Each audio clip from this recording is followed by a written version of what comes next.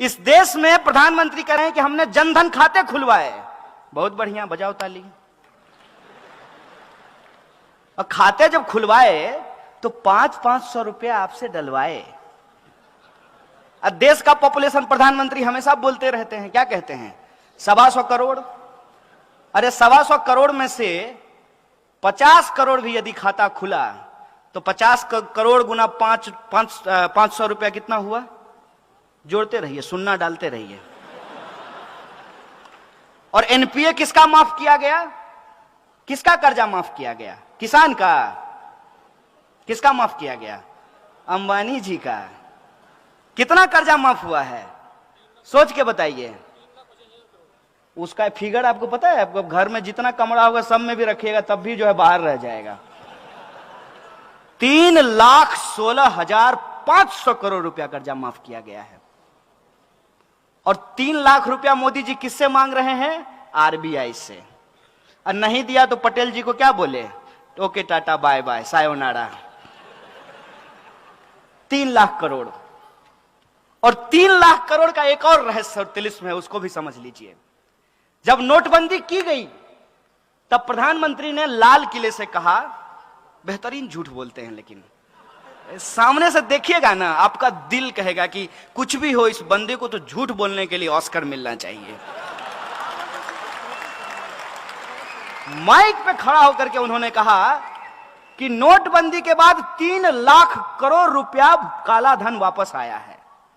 तो 3 लाख करोड़ अगर काला धन वापस आया है, लॉजिक लगाइएगा, हम मोदी जी का विरोध नहीं कर रहे हैं, अपना तर्क इस्तेमाल कीजिएगा।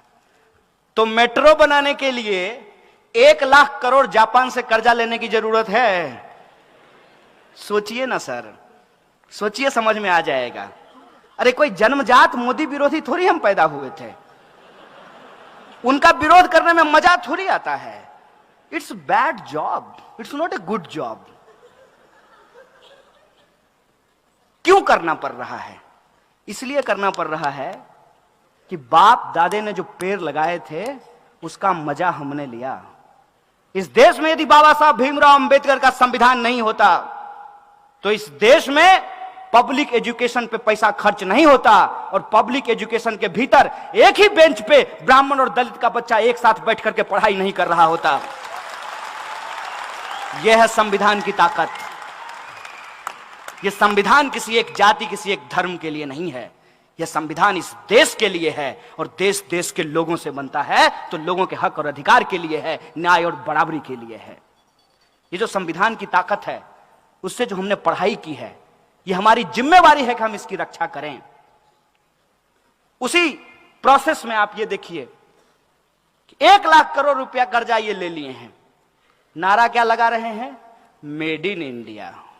वाह गुरुजी, कहते हैं मेड इन इंडिया। नागपुर में मेट्रो बन रहा है, कंपनी का नाम पढ़े हैं? कहां की कंपनी है? चाइना की है। आप सब लोग देशद्रोही हैं।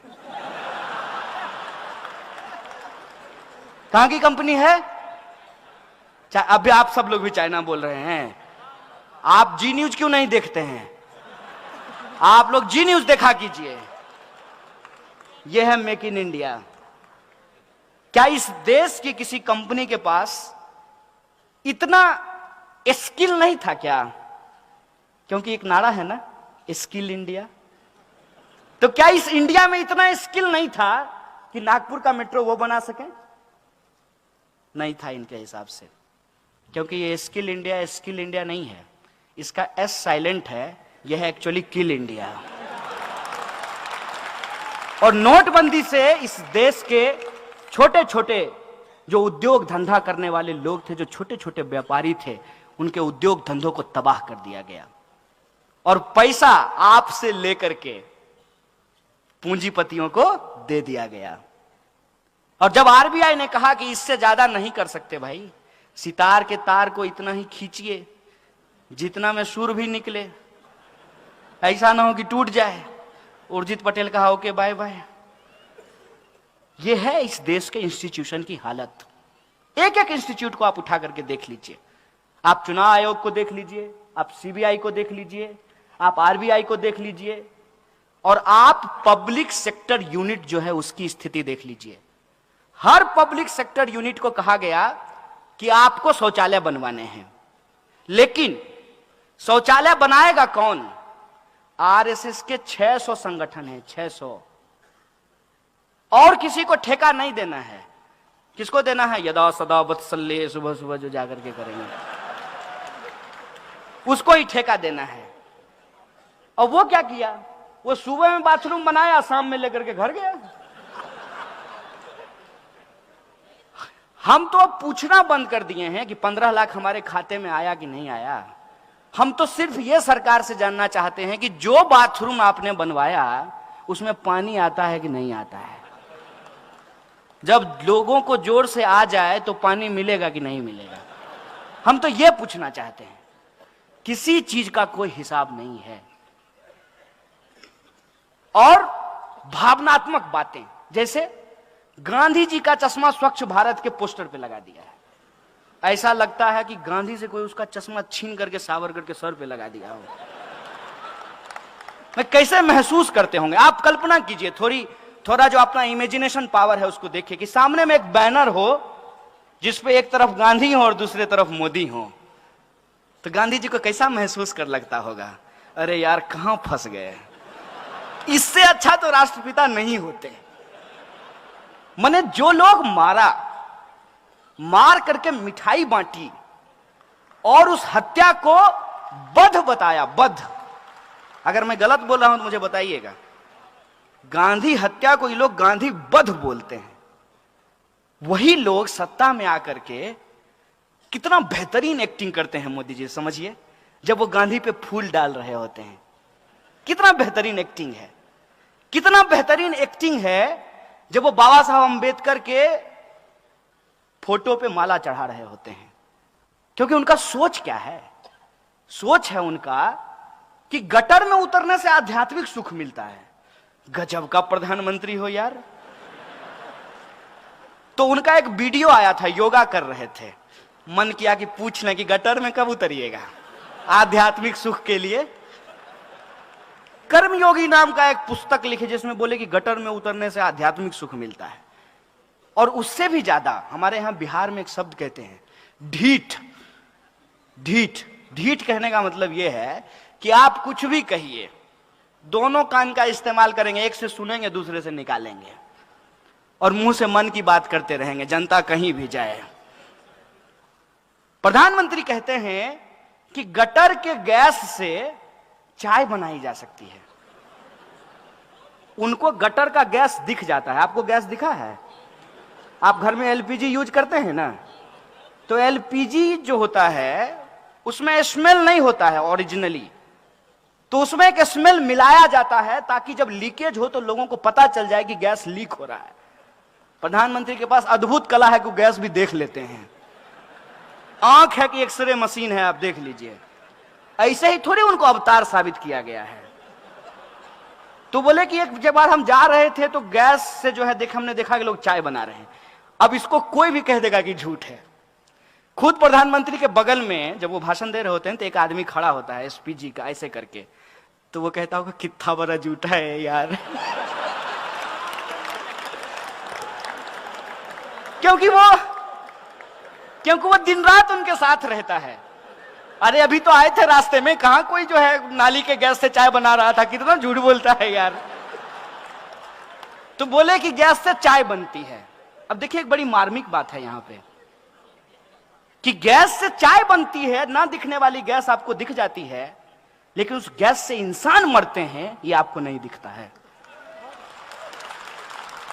हर दिन आप अखबार उठा करके देख लीजिए, इस देश के किसी ना किसी कोने में जो मैनुअल स्कैवेंजिंग करने वाले लोग हैं, गटर में उतरने के चलते उनकी मौत हो जाती है। 9,000 करोड़ रुपया लेकर के एक पूंजीपति भाग जाता है, भागते रहता है। 2 योजना मशहूर है प्रधानमंत्री की, देश में पकौड़ा योजना और विदेश में भगौरा योजना है। ये जो है, ये साहब एक किसी पूंजीपति से अगर उसका एनपीए ये वसूल लें, 56 इंच का सीना है ना, खुद ही कहे थे, तो अपना 56 इंच का सीना का इस्तेमाल करें और किसी एक पूंजीपति का कॉलर पकड़ करके कहेंगे कि सारा एनपीए सरकार के खाते में जमा करो, और एक पूंजीपति के एनपीए से इस देश में सदा सदा के लिए मैनुअल स्कैवेंजिंग को खत्म किया जा सकता है।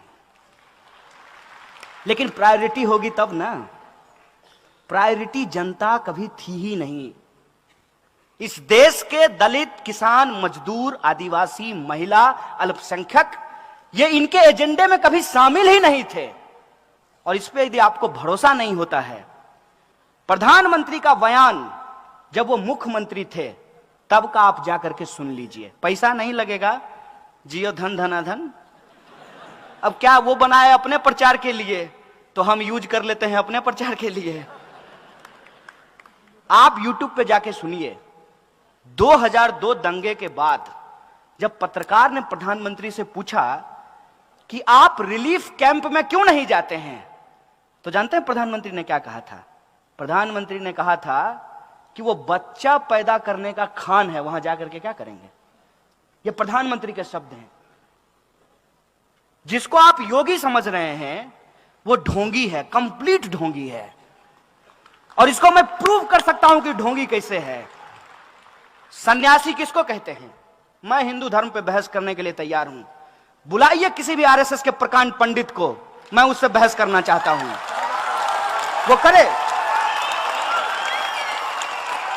वो करे हमसे हिंदुइज्म की बहस। किस पे बहस करना चाहता है? रामचरितमानस पे, गीता पे, किस पे बहस करना चाहता है? सन्यासी किसको कहते हैं? सन्यासी कहते हैं जो गृहस्थ धर्म को त्याग देता है, उसको सन्यासी कहते हैं ना। वो सांसारिक सुख को त्याग देता है, उसको योगी कहते हैं। भगवान राम अपने सौतेले भाई के लिए, पिता के वचन के लिए, सौतेली मां के लिए अयोध्या का राजपाट छोड़ करके कहां चले गए? जंगल। योगी जी का ओरिजिनल घर जानते हैं कहां है? उत्तराखंड। उत्तराखंड जो है वहां जंगल है, तो ये जंगल और पहाड़ से कहां आ गए? लखनऊ।